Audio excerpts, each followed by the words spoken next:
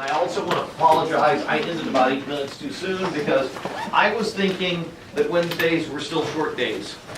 And they're not. Last semester, they were short days.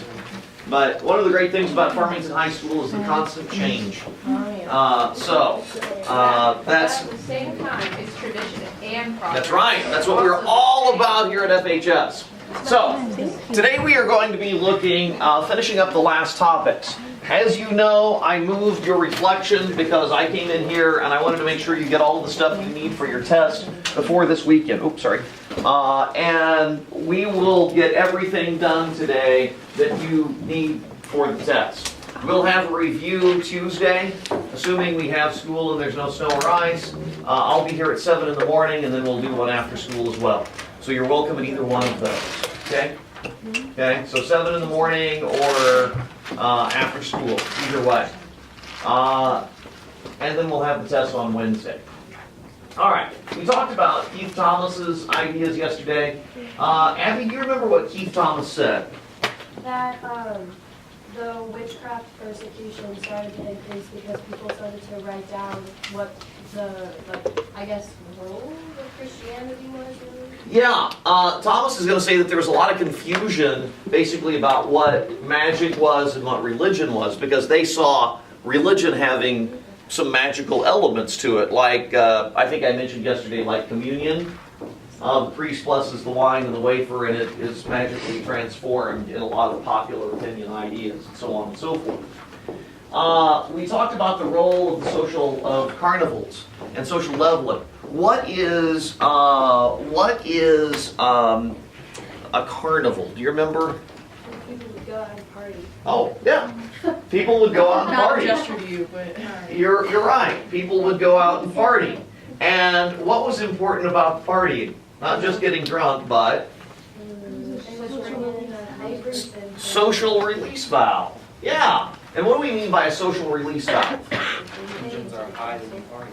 Tensions are high and you party. So the nobleman would actually be reduced for the day. They would have to provide food, drink, party, and someone would be elected king of the fool and they could be in charge of it. What's the only carnival that still pretty much goes on? Mardi Gras. And you know, it's kind of a, well, you know what Mardi Gras is. Fat Tuesday, Mardi Gras. By the way, just so you can see, I mentioned kind of the connection between Protestants not liking it. What area of the country, carnival, what area of the country is most, in the United States, is most known for Mardi Gras? Louisiana, particularly Big Easy, New Orleans. Okay? And what's the religion of Louisiana, New Orleans? Catholic. Okay? So you kind of see that. That's why you don't see that in Mississippi. That's why you don't see that in Bama. Okay? All right. You know, the argument we talked about also yesterday is that paganism remains in Europe, and we talked a little bit about Jean Delamo's thesis. And do you remember what Delamo's thesis was? That there wasn't ever Christianity in Europe. Or there was, but it was a very, Yeah. Europe was mainly, the elites were Christian, but most everybody else was pagan. And, you know, he would point to things like the Grimm fairy tales to get there. All right, rise in witchcraft persecution. Just 3 other reasons, 3 other explanations, and I should have covered this with you yesterday, but I did not, and I apologize. One is the basic confessionalization of Europe. And confessionalization is a fancy academic word for the notion that Catholics with the Council of Trent, Protestants with the Book of Common Prayer, or if you're Lutheran, the Augsburg Confession, or if you're Calvinist, the Institutes of the Christian Religion, wrote down what it meant to be a Christian. A good Lutheran Christian, or Catholic Christian, or Calvinist Christian, or Church of England Christian, Anglican Christian. And now that you had a list, a check mark, a rubric, or a grading guide, as they would say here at Farmington High School, guess what? You knew what it meant to be a Christian or not. So, you know, Hannah here has always thought that she's been a good Christian, but every Thursday she sacrifices a chicken for Jesus. And then Billian's looking at this and she says, that's not on the Christian checklist. So what does that mean? A witch. She's a witch. And what do we do to Hannah? Kill her. We burn her. Right? So confessionalization, writing down the rules, gives us guidelines for persecuting people. Man, isn't that awesome? I love persecuting people. Think of it kind of like writing down the rules for the dress code. You know, you could say, well, are you generally appropriate or not? But if we say, oh, I see 2 inches of your shoulder, that's wrong. That's like confessionalization, but with dress code. Does that make sense? Yes. I know whenever I see some shoulders, it's just, Chaos. I want to burn somebody. It's chaos. That's what I want to do. Shoulders mean heresy. No. Okay. The rise of the nation state. What is a nation state? What is a nation state? Is that what the countries were before they united? No. Those are city-states. Those are city-states. What is a nation state? Do you know? Like the Vatican? No. We're wrong. America's a nation state. We're all tied by national. Yes. We're all tied by nationalism. Now, you might say, Reeves, didn't you teach us that nationalism was the exact opposite? That was the glue that replaced religion? Yes, I did. And you might say, well, Reeves, aren't you being contradictory and an idiot for now telling us that it supports this? No. Because first of all, I will never admit to my flaws. Secondly, it is because much of Europe still was an absolute monarch. And if you're an absolute monarchy, how do you justify your right to rule? Divine right. Very good. Who made me king? Yeah. God. So if you defy God, who are you also defying? The state and me. So I am going to persecute you for slaughtering the chicken because you are not worshiping the true Jesus, and therefore you are not loyal to me, the true King of France. Can I get an amen? Amen. Amen. Now let us burn for Jesus. Wait. So we can't sacrifice you. Burn. That's right. God wants it. So, does that make sense, folks? Does that make sense? Okay, so you're going to have some increased nationalism is going to be tied to the king's righteousness. And even in our country, where we separate church and state, isn't there always kind of a tie between kind of what God or the divine wants? I mean, think about patriotic songs. God bless America, land that we don't say like, you know, Steve Jobs bless America, iPhones for all, surf the internet and text us. We don't do that. Okay? That was so good. Thank you. Thank you. I've worked for a long time on that. And you didn't want to sing in Oz? No. You understand why now. Yes. So you know, nationalism's still there. Women and gender. I don't know how to tell you, ladies. Golden, just... I don't know how to tell you, ladies, but you've been put down for a lot of history. Yeah. You know, and there's some reasons for that. Because we burn chickens. Did you burn chickens? I would say the number one reason why women have been put down for a long period of time is you get pregnant. I was about to say that. You know, and I mean no disrespect from that, because I wouldn't be here if a woman hadn't gotten pregnant. So, I mean, it's a good thing. But when you're pregnant, what are you? Weak. You're in a weakened physical state. And most women are physically smaller or not as strong as most men. You will find some women that are stronger than some men. I'm not trying to say that that's universal. But much of the past was based on physicality. That's the nurse telling you to get your shot. Make a shrine for you. A shrine? Yeah, a shrine. Because everyone can God and knows everything. That's true. Oh, thank Can I you. make a donation box for Dr. Reeves to? Oh, that would be nice. We're doing GoFundMe. I like that. Thank you. I like that. All right, back to women being oppressed. A lovely topic. It's so fun. The thing about women being oppressed is one of the things that you find in witchcraft persecution. What gender tends to be persecuted? Women! And so one of the things that was starting to happen more and more in the early modern period, in some of the countries, women were starting to, dare I say, own property. And folks, that was a radical concept, because if you own stuff, bless you, you may think that you have worth as a human being, and you might even want some political rights. So, what's the way to make sure that that can happen? Burn them. Yes. So, if I'm a man, bless you, which I am, just want to clarify that for anyone who's been asking questions. But as a male, if I want to make sure, and we've got an uppity single woman, Bridget, and this uppity single woman keeps throwing around her weight, and she keeps claiming that she has property and all of these things. What's the way that I can get that property from her? Marry her. Well, yeah, I could marry her, but I don't want to marry her. She's an uppity woman. Burn her. Yeah, I could accuse her of being a witch. How am I a witch? You turned me into a newt. He got me. But I got better. So there's that. There's also something else.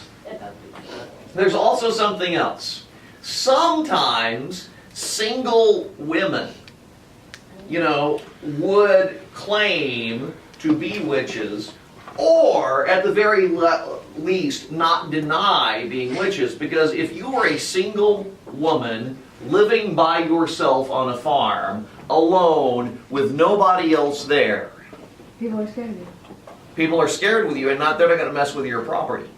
So sometimes, if Bridget's like a 65-year-old woman, she's a widow, she's got nobody around, sometimes she would maybe not say, I'm a witch, but she would be like, I'll put a hex on you, little boy, if you keep throwing eggs at my house. Does that make sense? Yeah. Didn't they have like a queen, like just a standalone queen at one point though? Or like two? Yeah, England had a standalone queen, and you might say, well, how did she get around that? For the first 20 some odd years of her reign, she was always like saying, I'm going to get married, until it got to the point that it was like, oh, you're 40, you can't have kids, you're not going to get married. But, she kind of played the game, Oh. and Being single is fine, you know that? I'm sure it is. How's the night one? Okay, so you see kind of where this is. All right. Any questions? Okay, so you see why witchcraft persecution kind of rose during this time. Last thing that we really need to take a look at is the world of Baroque art. And I'm going to play you a little video right now of Baroque art. It's really closely related to, Baroque art is associated very closely with Catholic absolutism in places like Spain and France. Baroque art.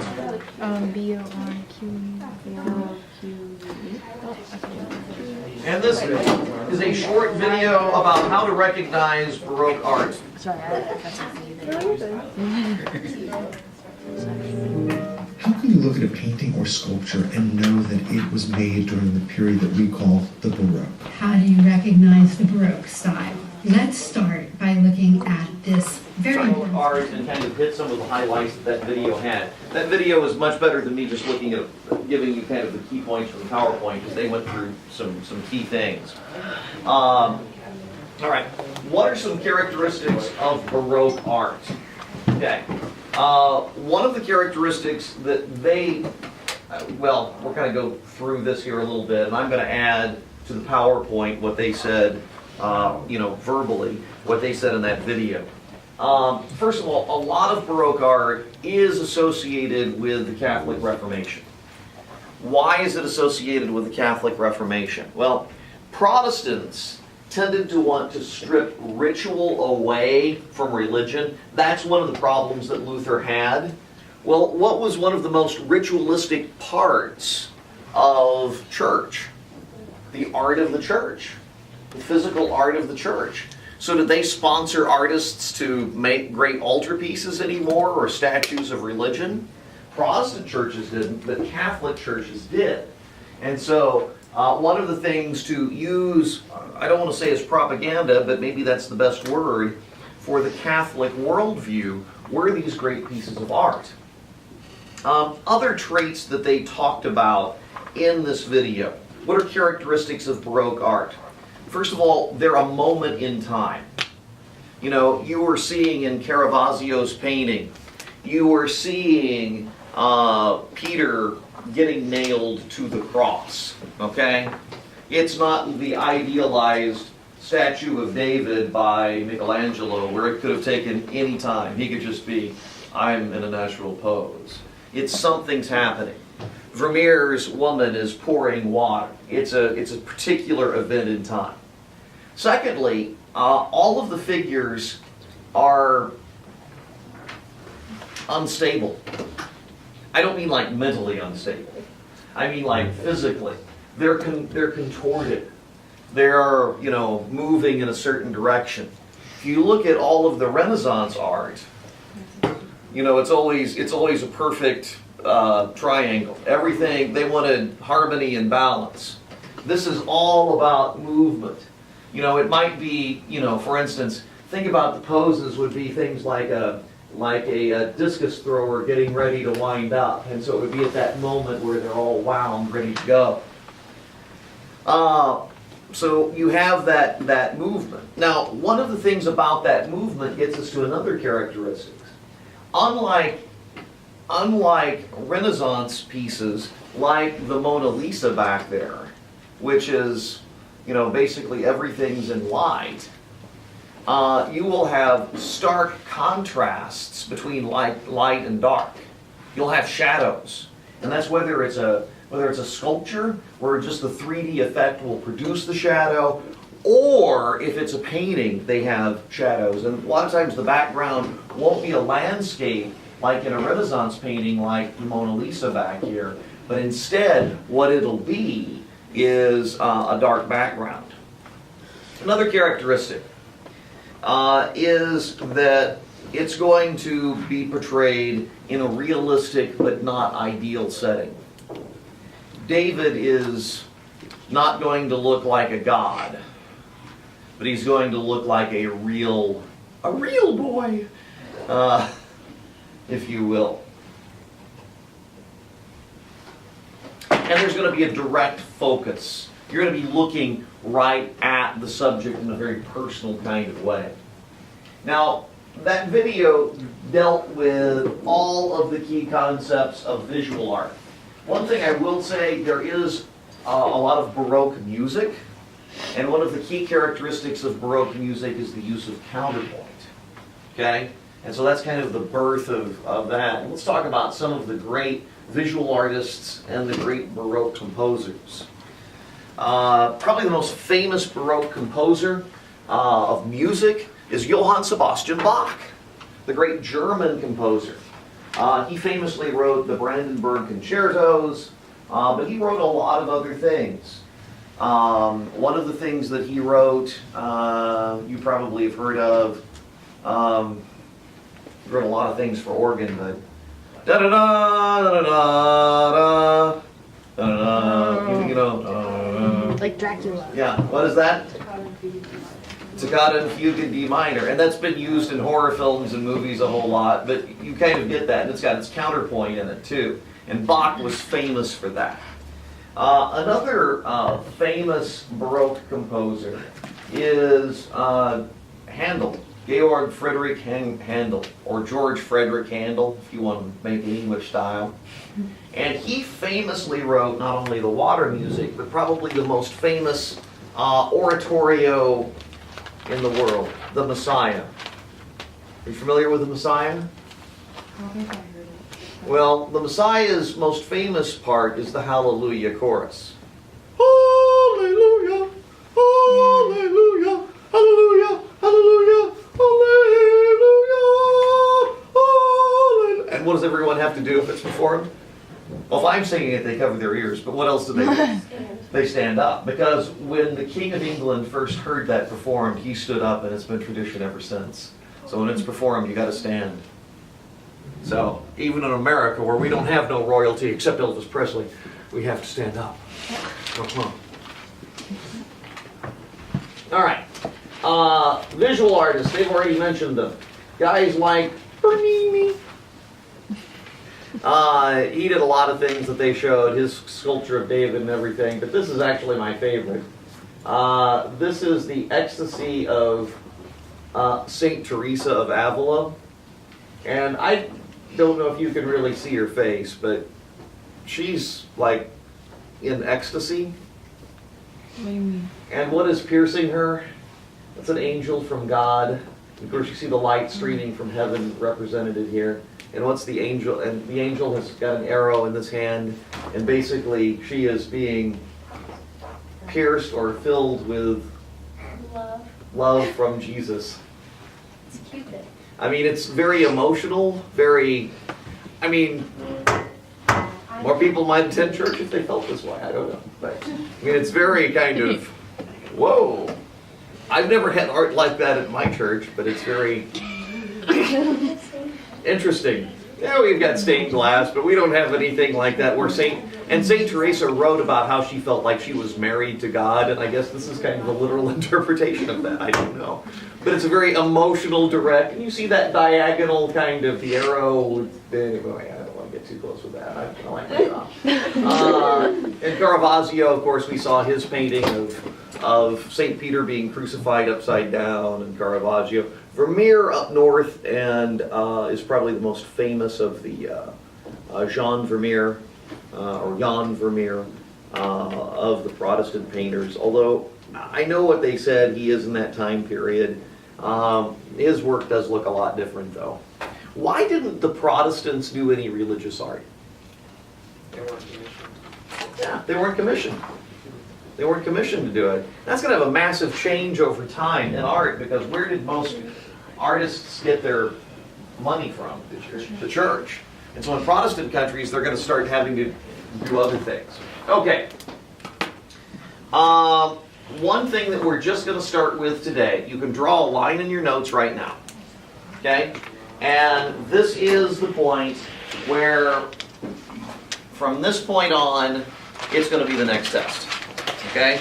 So you've got a line in the sand right now. Okay? The next test, the next part is going to be the Enlightenment. And just take a moment, and we're going to kind of go through what the Enlightenment is. Sometimes it's called the Age of Reason. And if you want to do this as kind of a, you don't have to copy this down verbatim. I'll kind of explain this with you a little bit here. The Age of Reason, or the Enlightenment, is going to be just a cataclysmic shift in how Europe and the Western world looks at truth. Okay? Up until, and this time period is basically from about 1600 or 1650. You'll get some historians who'll argue whether that's 1600 or 1650. But we pretty much all agree that kind of ends around 1800. And what are the characteristics of the Enlightenment? Well, the two biggest characteristics of the Enlightenment is there's a shift from a belief in the supernatural to the natural, and a belief that the universe is nothing but a machine. Okay? And so that's a shift from explaining everything supernatural to natural, and a belief that the universe is the machine. Again, this is 1600 or 1650 to 1800. Now, let me just explain what that means to you and me. And we're going to get to all of these other things too over the next bit, but so don't worry about it if you don't get it all today. But here's the thing. Let's say Susan here, we're living in 1550. or 1500 or 1350. And Susan is here, and she's got her cow, and she's got her pig, and she's on her farm. And she's working in her yard with her livestock. And I walk up to her, and I say, Susan, I put a spell on you. Now die, Susan. Die! And 2 days later, Susan drops dead. What would you say the cause of her death was? You. You're a witch. I am what? I'm a wizard or a warlock. No, Okay? you're a witch. Okay, I'm a witch. I'm a witch. Okay, I'm gender fluid. It's okay. It's all good. So yeah, I put a spell on you. I caused you to die, right? Today, if I did that and screamed at you, and then sadly, if we have ice on Saturday, you were in a car wreck and died, which I hope nothing happens to you ever, Susan. Okay, I hope you live long past. I hope you live 100 years or more. Okay, but here's the thing. What would be the explanation about my behavior? You were just crazy. That I'm crazy and probably need some mental help. Yeah. Okay, or maybe I was just having a temporary psychotic. But would you blame me for her death? No. It's a coincidence. Now, 200 before the Enlightenment, would you blame me for her death? Yes. I put a hex, a Entirely. spell, or something. And that's what we mean going from a supernatural explanation. Why did the Black Death happen? Oh, well, God's angry because we've got 3 popes. Today, we would say, why would there be a disease, Ebola, which is kind of a similar kind of disease. Why is Ebola there? Well, we'd go for a scientific or natural explanation. The Enlightenment is that fulcrum or that pivot where we went from explaining things from magic, spirits, religion in a lot of areas to explaining it based on science, rationality. It doesn't mean that there weren't people who weren't rational before, but now we try to explain everything for natural causes in the world. Now, so that's what I mean by this natural idea. The other part of this then is the mechanist model. What does that mean?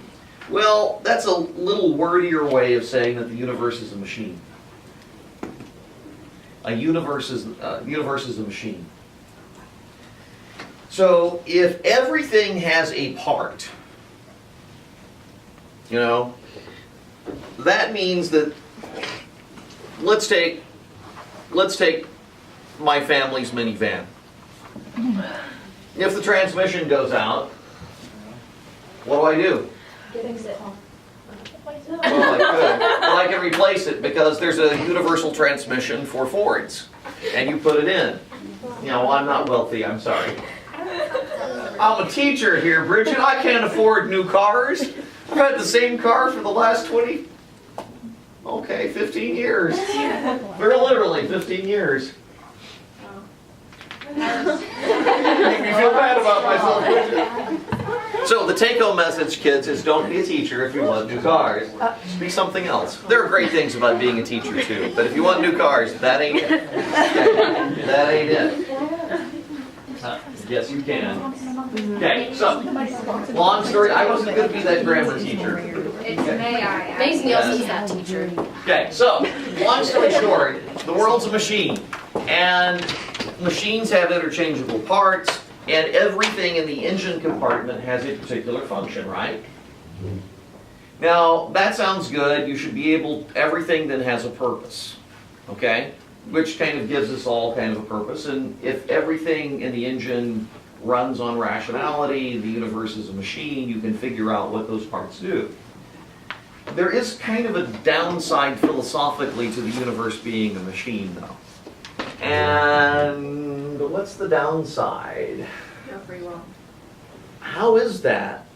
Because if everything's a machine, then we're all just cogs of the machine. And if that's how the universe works, then we just roll with it. Oh, so depressing, but you're right. Yeah, because let's think about the alternator in my car. Does it have a choice to do what it does when the car turns on? No, because what's its job in my engine? to generate electricity. And it doesn't have a choice. It doesn't say, today I'm not going to generate electricity because I want to be a tire today. I want to be a Bluetooth stereo receiver in the car. You don't have that choice, do you? And so there is that problem. Okay? The Enlightenment is going to raise some of those issues. And if the universe is a machine, what are smart folks going to decide that they can do? Figure out what? How the machine works. And there should be universal laws, which we sometimes call natural laws. Coach Koopy and Coach Haynes, that are seminar going to explain classes how need the to report to universe the works. gym. Okay? Also, the seminar class is collecting money in the library for meat sticks. We'll stop there. You can pick up meat sticks during seminar.